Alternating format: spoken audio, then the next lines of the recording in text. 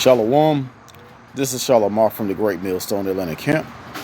Before I get started with this lesson, I want to give all praises, honor, and glory to Yahweh Bahashem, Yahweh Shah Bahashem, Ruach Kodash. Double honor to my elders and apostles that teach and rule well. Peace, love, and safety to the hopeful elect.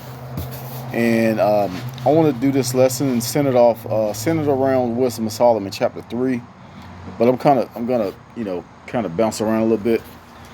But the main point is that the righteous of the Lord will be untouched. And throughout all the books and different scriptures talks about the elect. The Lord has he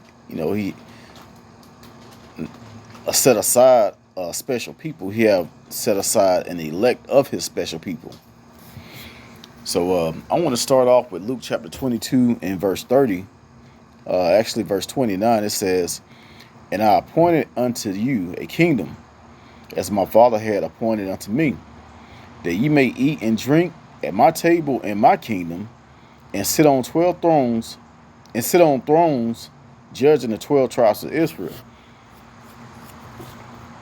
So the Lord, and in this case, the Lord being Yahweh Shai, he has a kingdom that the Most High has created for the elect. Not only Yahweh Shai himself, but he's going to share it with the rest of the elect, the 144,000. And those are going to be the men that rule over the planet. And also those are going to be the men that have spiritual powers right in the end during Jacob's trouble. All right, and also going into the kingdom. So that's really the highest level in this truth that you can strive to be. You can strive to be part of the 144,000 that's mentioned in Revelation chapter 12. Okay, so I'm going to continue. Let's go to Wisdom of Solomon. Let's go to Wisdom of Solomon chapter 5 first. Because it's people not expecting what's going to happen. And this is going to be a surprise. And I start at verse 2. Gets straight to the point. It says, "When they see it, they shall be troubled with terrible fear, and shall be amazed at the strangeness of his salvation, so far beyond all that they look for." And who is that they? That's talking about these other nations. They're not expecting us to be powers on the earth, God-like powers. They're not expecting us to rule over all the other nations. They want us to stay at the bottom, because deep down in their hearts, they know it's something. They know it's something different about the Israelites, the Negroes, Latinos, and Native Americans. They know that it's something different about us that's not the same with these other nations. All right, we're just different. We're powerful. We're more stronger. We're more everything. Best food, the best, just like the scriptures say, the salt of the earth. All right, we put flavor in everything, whether it's food or some type of style of dance or music or entertainment, anything. You take a heathen and he come out with something. I guarantee you, Israelite will make it 100 times better. But yeah, like right now we're at the bottom, and the Lord is about to change this whole thing around. Israel is going to be at the top. It's going to rule over all the other nations. I'm going to get that as well in Wisdom of Solomon 3. But it says in verse 3, "And they repenting and groaning for anguish of spirit shall say within themselves, this was he whom we had sometimes in derision, and a proverb of reproach. We fools accounted his life as madness, and his end to be without honor. How was he numbered among the children of the Most High, and his lot is among the saints?" Yeah, these heathens gonna be like, wait a minute. We tried everything we could to keep y'all down. Like, those are the ones that know who we are. And then the ones that don't know who we are, they're going to be surprised. Wait a minute. You mean to tell me that, yes, the Negroes, Latinos, Native Americans are the most highest chosen people? All right. We are the ones that's numbered among the people on the planet. And not only that, the Lord has a righteous out of those people.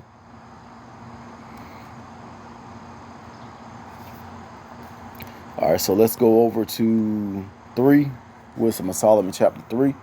It says, "But the souls of the righteous are in the hand of the Most High, and there shall no torment touch them." So the Most High has a remnant that's going to be untouched. Now you have some men that's going to be that's going to have to face death.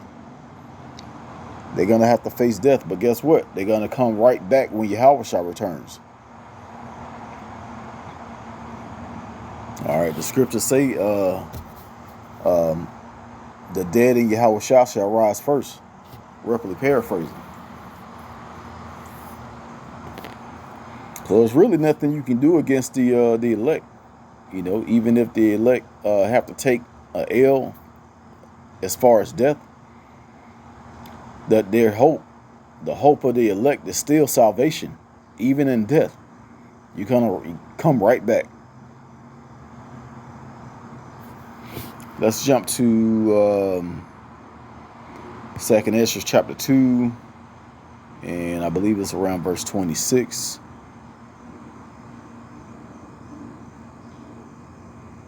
Verse 28, it says, "The heathen shall envy thee, but they shall be able to do nothing against thee, said the Lord Yahweh. My hand shall cover thee, so that thy children shall not see hell." Yeah, and this is going to be during Jacob's trouble. You're going to have the elect that's going to be untouched, like I said before.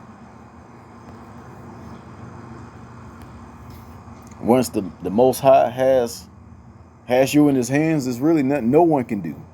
No type of weapon or power on the earth can take you out of the Most High hands. The only thing that can is your own spirit. Your own spirit. But the Lord already has his chosen. He already know who they are, and he's going to take care of them. And they're going to have an extreme amount of faith. Verse 2 in Wisdom of Solomon chapter 3, it says, "In the sight of the unwise they seem to die, and their departure is taken for misery. And they're going from us to be utter destruction, but they are in peace." So when you see the men, the servants of the Lord teaching, even the day-to-day life, we catch a lot of bullshit. I'm putting myself in there and I say we. Lord's willing, I'm part of that number. But, I do go out and teach. I do lessons. And, throughout the days when we're not teaching, going to work, everyday life, we're still doing lessons. But we're not really too much caught up and worried about all the bullshit that's going on earth. We're not worried about it. So we kind of be in peace, even though, Satan is on our ass like crazy, because his main job is to, take down, especially the elect, but just take down our people. He's the adversary. So he's not going to go after somebody that's already wicked. He's going to go after a righteous, someone that could be part of the righteous, and try and turn them wicked, or just try and put a lot of hell on them until they, just don't want to deal with the truth. But with strong faith, you can't do that. It says, "And they're going from us to be utter destruction, but they are in peace. For though they be punished in the sight of men, yet their hope is full of immortality. Yeah, because like I said, it's gonna be men that's gonna have to face death. Even in that time, we're gonna be thinking about everlasting life. Just think if you could die and come right back and live forever with spiritual powers and everything that you can actually want and need forever. Verse 5, having been a little chastised, they shall be greatly rewarded, for the Most High proven them and found them worthy for himself. Yeah, so like I said, the Lord has his people set aside that he's going to put up over pretty much all the nations on the planet.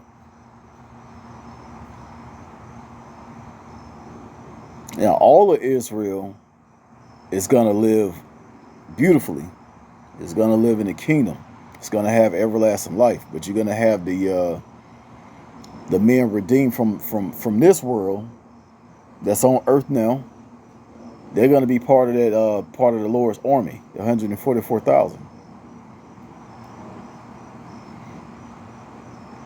Verse 5, and having been a little chastised, it's like I just read that. Verse 6, as gold in the furnace had he tried them and received them as a burnt offering. Yeah, we're going to have to go through hell on this side. Pure hell. But like I said, the Lord is going to have his hands protecting the elect. And nothing's going to happen. It may look like you're going to be put to death. Some, like I said, some may be put to death. And that's a very small number of people that's actually going to, possibly take that L for death. But the majority of the Lord's elect, they're not going to see no troubles. They're going to see troubles, but it's not going to come upon them. It says, they shall judge. Oh, hold on. Let me go back up to 7. And in the time of their visitation, they shall shine and run to and fro like sparks among the stubble. So yeah, you may have spiritual powers where you can literally disappear or move like lightning. If you ever seen like sparks on stubble, like a fireplace or a fire pit or a grill or something like that, see those sparks moving around and flying? That's how the elect is going to move. Just think about all the people that watch, certain like superhero movies and shows, anime. That stuff is going to be real. And the only way to understand that is that you got to be, first of all, have faith in the Lord, Yahweh Shem Yahushua. But you got to be part of the elect to understand that. They shall judge the nations and have the men over the people, and their Lord shall reign forever. And that's going to be Yahushua. They that put their trust in him shall understand the truth. Right. Only way to really understand the truth is if you put your trust in the truth. In Yahushua. In the scriptures. In the breakdowns. In the Most High. Understanding prophecy.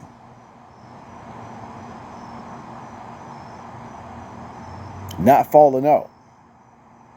That's the only way you're going to get it. It says, they that put their trust in him shall understand the truth, and such as be faithful in love shall abide with him. For grace and mercy is to his saints, and he had care for his elect. It's lucky for all that noise. I'm outside. But yeah, pretty much the Lord is looking for, or already chosen those men. And those men are going to be untouchable and unremovable in this truth. Okay, so I'm going to go ahead and end it right there. I pray that this was edifying.